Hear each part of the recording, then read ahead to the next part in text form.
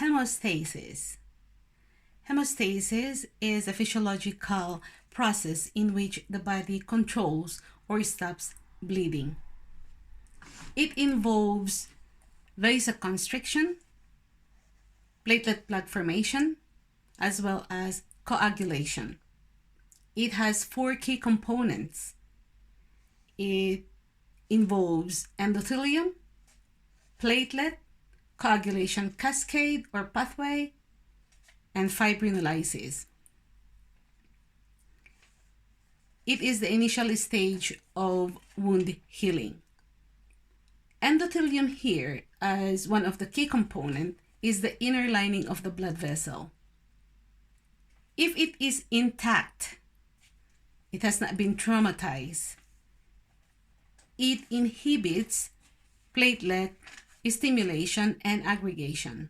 It also inhibits coagulation because it expresses fibrinolytic heparin molecules and thrombomodulin.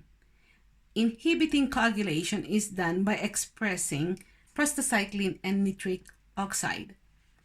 Platelet, which is the other key component of hemostasis, are the tiny fragments of the blood cells which aids in the formation of platelet plug. The third component, which is the coagulation pathway, is composed of either the intrinsic or the extrinsic, going down to the common pathway, the endpoint of which is the formation of the thrombin, which is necessary in order to cleave fibrinogen into fibrin, which is now the blood clot.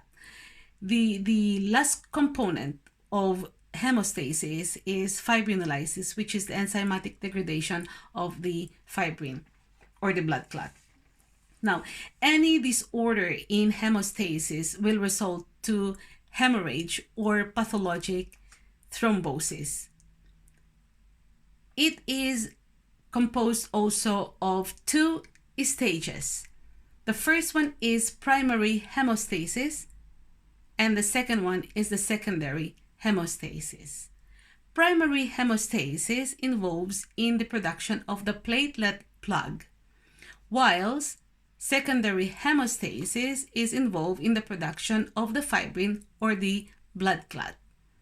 And that will be discussed in the next session.